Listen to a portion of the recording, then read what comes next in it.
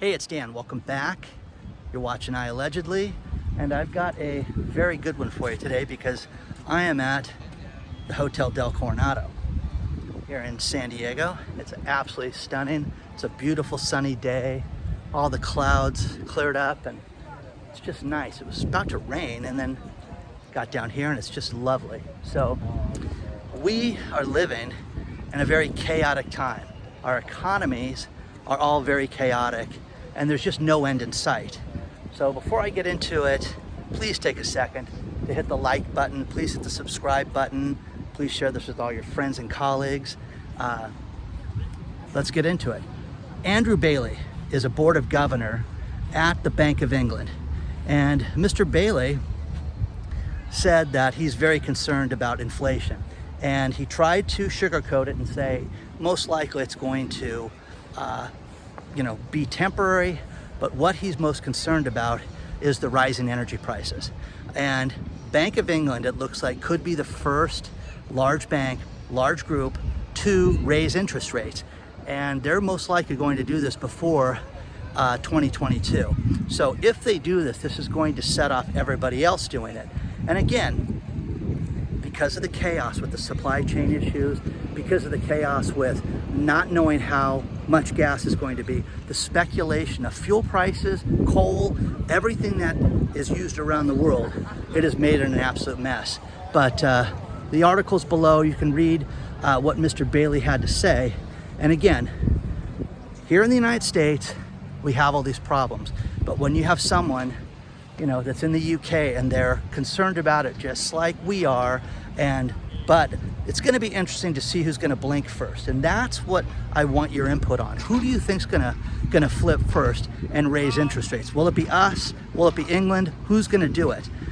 Now, again, share your thoughts. I really want to know what you guys think about this.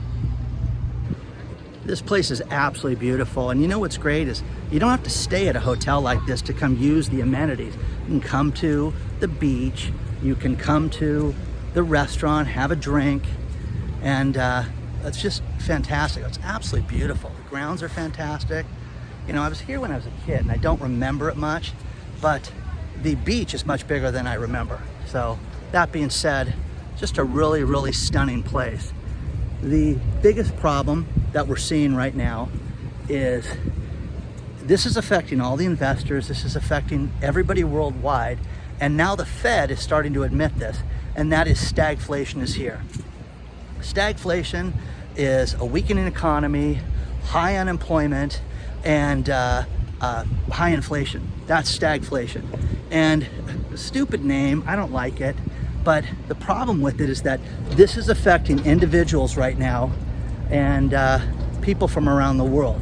You're seeing such a problem with inflation that's just continuing in every sector of the economy, from food to fuel to things for your business, absolutely everything. Cotton, clothing, everything's going up.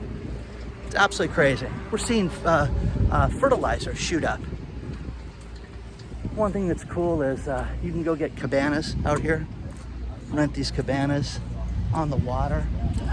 So, a lot of people just enjoying themselves. Just a beautiful sunny day.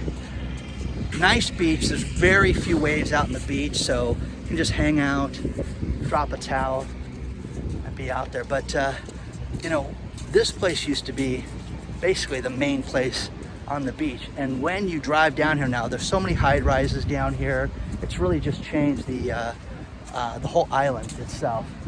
So really stunning, really good. But the stagflation thing, when you think about people like Raphael Bostic, the Fed president, that's having to admit that it's here and that they don't see an end in sight right now. That's a huge problem with all of this. And with all the economies of the world, it would be good if, one economy didn't have a problem, but they're having energy problems all over the place. I get written to from people in South America, people in Denmark, people in the UK, Mexico, everywhere, Canada, and they're facing the same problems that we're having here in the United States. Well, that should tell you something. You're not getting this on the news, you're not getting it on CNBC, you're getting it from channels like this, but I'm lucky because I'm getting people that are telling me exactly what's going on and what they're experiencing. So this is a major problem that's not going to slow down anytime soon. And if you're looking to expand your business or make more money or do something, now is absolutely the time to make a change and do something that you can do something that's completely different. I know a lot of people that are making money right now and that are doing something completely different than they did 18 months ago. Completely changed the their business to a digital format, got rid of all their employees, got rid of the high-priced offices, and completely revolutionized their companies. And you should look at that and look at your expertise. I know someone that is a chef opening up a YouTube channel because she cooks, and she's going to do that. So there's a lot of good things that you can do. Just use your expertise and see how you can make a little extra money or completely change your career. Here's a very similar story that's affecting two different countries. First thing, China. China is experiencing massive inflation. They're experiencing massive rise in energy costs. The Evergrande crisis is going to linger for quite some time, and they're just seeing huge problems with this. They thought that their economic growth would be just over 8.5% for the third quarter. It was 4.5%. That's staggering, guys. People inside their own country are not purchasing goods and services in China. Now, that's going to continue, and it's going to get worse. There's bankers out of Lloyd's Bank and different banks around the world that are saying it could go down as much as 2%. Now, Bank of New Zealand had an expert, Mark Smith, which it's funny, a guy in New Zealand named Mark Smith, I would thought it would have been a different name, but Mark Smith from Bank of Auckland said that they've never seen inflation like this. It's the highest that they've had in their country in 10 years. Now, again, guys, I don't care about New Zealand. It doesn't mean a thing to me. Well, everybody's having the same problems. This is just like 2008, where eventually the Tasmanian devil caught up to everybody, and it was a problem with everybody. And they're seeing that, and they're not having the growth. Now, they had lockdowns and they had things like that that affected the country and New Zealand, but this is continuing to be a bad problem for them, and they don't see an end in sight. They don't know what they're going to do to fix this. The article will be below. Take a look at it. Now, one thing I get a kick out of with the beach is here in California, you get these ice plants that pop up. Get it in Newport, get it down here in San Diego. Well, this is just a clump. Inside this entire beach, you've got ice plant that just shows up, okay? Kind of random. One thing I used to do before I sold my last house, I would collect ice plant. I'd grab one little piece, rip it off, and put it in the ice plant garden. I had an ice plant garden from all the ice plant at all these different beaches around Southern California. It's very cool, something random. But again, I don't know where this stuff comes from. And again, it's just the most random places that have this. They've got hills. I don't know who planted it, when they did, but beaches have this. And then you'll have these rock formations and stuff like this. And there's ice plant, which I have no idea why it's here. So, if you are seeing the inflation problem from wherever you're at, please, if you're outside the United States, reach out. I love hearing this. I love having these comments posted in the video discussion. People are sharing this stuff, but we're seeing, food prices skyrocket. A woman this week sent me from her hometown back east, sent me the food insert for the newspaper. I got that. I mean, that was awesome because I'm like, oh wow, that's how much corn is, bread is. And it's moving right now. You're seeing this all over the place, but they're seeing it in China. Remember, China makes so much of what we buy, and it's a problem. They're having problems, but their own people are not buying what they're selling. So that's going to be a real problem for that country. You're going to say, share your thoughts on all this. I really want to know what you guys think about this. Now, the next story is from Yahoo Finance, and I actually love things like this.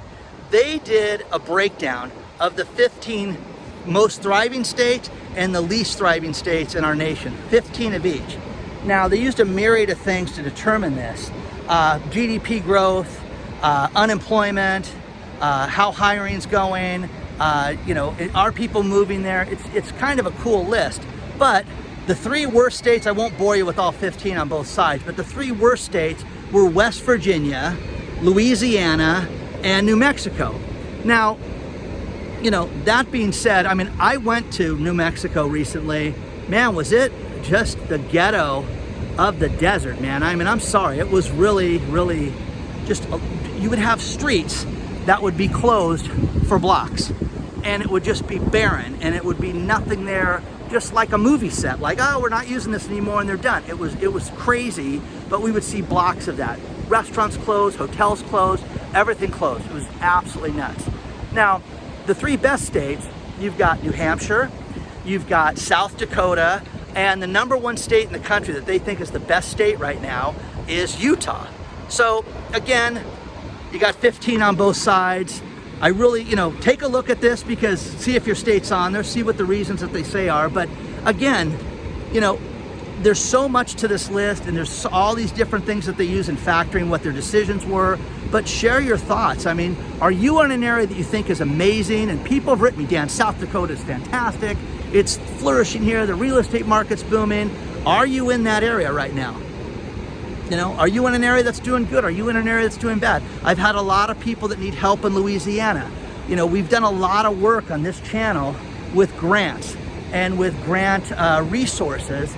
And Louisiana was a hard-hit state. They had a lot of money in the beginning of the health crisis, and then it just dried up. And people couldn't get money for their businesses. They could not get appropriate help. Now, as I'm walking out here, the tide is incredibly low right now, which is really nice. So, you know, you're seeing people walk and hang out in the water. There's no waves right now, but it's just really low, and it's just, you know, beautiful, a nice day. You know, I know people are dealing with snow, and I was talking to a friend yesterday. It's just crazy, but look at these high rises. If those of you that have not been to Hotel Del Coronado, there's the hotel right there. And then look at all these high rises they've built in the last few years. I mean, that's crazy, guys. It's a totally different look, a different vibe. Some people are gonna like that, some people are gonna hate it, but you know, it's just, it's a really peaceful place. I'm gonna definitely come back down here and visit this place more, but beautiful, you know, really nice. Share your thoughts on all this stuff. Share your thoughts. Are one of these states your state? You know, is your state doing good? Is your state not listed? Is it in the middle of the road? You know, let me know. Really curious. Kids are just playing on the beach. One thing that you cannot help but notice on the sand are these little tiny shells. These are all empty.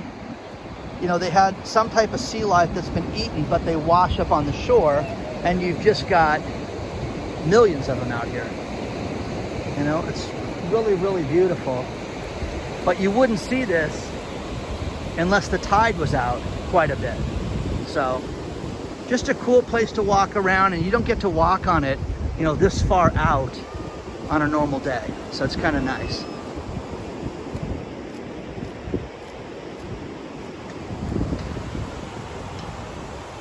Now the hotel expanded, and they've added these multi-story rooms. They're building more here. And then you've got these high rises right next to it. I'd go down the beach. Just a completely different look. Now, one thing that we've talked a lot about is that the rich are still doing well.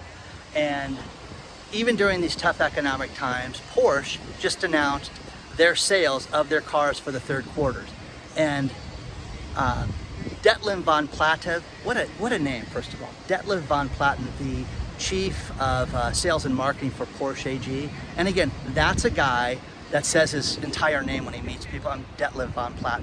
Anyways, Porsche sold 217,198 cars in the third quarter, which is amazing. But think about this. The Cayenne is still their #1 car. And here's something that's totally impressive. Their Taycan, which is the electric car that looks like an SUV, that thing has done just over 28,500 units and sold that in the third quarter. Now the cool thing is that is on par with their Porsche 911. So again, Porsche is killing it right now. Detlev von Platten told the story about how great it is. And again, if I had a name like that, I would, whenever I met anybody, I would tell everybody I'm Detlev von Platten. I just think that's awesome. You'd have to say it, you know? So anyways, share your thoughts on this. What do you guys think about the Porsche electric car? The fact that it's growing so much is very significant for Porsche, and they see it as a huge, huge asset to the company, and that they see that the growth in that is only going to go up. But Porsche is doing everything they can to deliver the cars right now in the fourth quarter and not have any delay. So, you know, they have custom orders, they've got the same supply chain issues, but they're really working on the customer experience and delivering, which is what everybody should be doing. And just share your thoughts on this. You know, wouldn't drive a car like that. I wouldn't spend the money on a car like that, but I want to know what you guys think about this. And does that electric car interest you from Porsche? Now, one thing I find fascinating with all my research is the speculation that people do, whether it be stocks, oil, gas, whatever. But right now, oil is around $85 a barrel right now. There are speculators that are betting that oil is going to go to $200 by the end of the year. They've got call options on it, and it's very fascinating that they're doing this. But, you know, you can look to see how many open positions there are in certain things, whether it be a stock, commodities, whatever. But it's fascinating that these people think that oil prices could go as high as $200 in this year. Many people think it's going to hit 100 easily, but that being said, people are betting on 200. You're seeing a spike in coal usage around the world. Now, again, the top coal using countries are, you've got Botswana, which all their power is on coal, okay? You've got Kosovo, you've got Mongolia, and number 4 is South Africa. But something that's very interesting, you know, from Britain, rising up the charts, is the UK. Now, the UK is using a ton of coal right now because they bet a huge amount of money on wind energy, and the wind's not blowing there. So again, you know, you've got to have wind to have wind turbines, and they're not having that. So it's a real problem there. Now, if oil hits $200 a barrel, it's going to be catastrophic. It's going to make the price of basically everything you purchase go up. Do yourself a Google search. What products are made with crude oil? You'll be shocked at what's made with crude oil. So again, whether you're for it, against it, whatever, okay? You cannot help but notice that these things are going up in price, and that these countries are having a very, very difficult time getting that. So share your thoughts on this. I really want to know what you guys think about all this. Now, this next story is someone we all know, Jerome Powell. And this is going to be the first of many stories that you're going to hear about Mr. Powell, because his term as Fed chairman runs out in February 2022. And they are planting the seed right now to get rid of this guy. Now, what they notified us today, and the story is in the video description downstairs below, you guys can check it out, that is this. This guy sold between $1 and $5 million worth of stock right before the market tanked. Gee, what a shock. Now, the guy needs to be above reproach as the Fed chairman, and this is absolutely, completely ridiculous. There are already 2 guys that resigned that were doing this. There's a 3rd one under investigation, but again, you'll never see a perp walk with this guy. You'll never see this guy cuffed. He should be in jail for what he's done, but there's that. So again, it will be interesting, but what they're doing is planting the seed that they don't want this guy as Fed chairman, and you're going to start to see insane, wacky names as the Fed chairman, okay? I've heard Elizabeth Warren was mentioned, which, wow, okay? So share your thoughts on this. I want to know what you think. Is this guy going to get another term? Okay, he could get one more. Is he going to get it or not? Who will be the next Fed chairman? Share your thoughts on this. But again, isn't it insider trading? If you know that you're buying these stocks, isn't that insider trading? Okay, share your thoughts on this. I want to know what you think about Jerome Powell.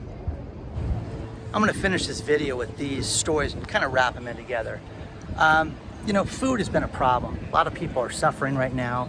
And Durham, Michigan did something pretty cool. Well, they took a city lot, invested $500. That's it. Have a bunch of volunteers, and they built a vegetable garden that everybody can use. Restaurants, people, you know, if you need a tomato, go get a tomato.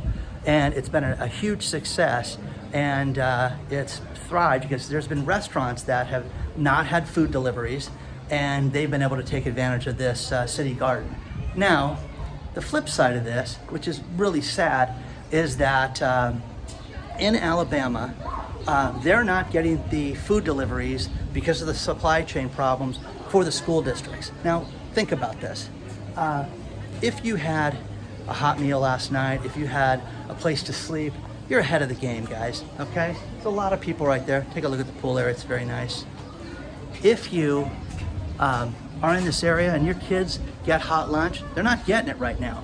There's no food for the hot lunches. In fact, they're telling parents right now to try to eat before you come to school. Now, there's a lot of people out there that have suffered over the health crisis, and the only meals that they're getting right now, the kids are getting, they're being fed on the weekend, and they're getting sent to school and eating at school and getting free lunch, free breakfast at school.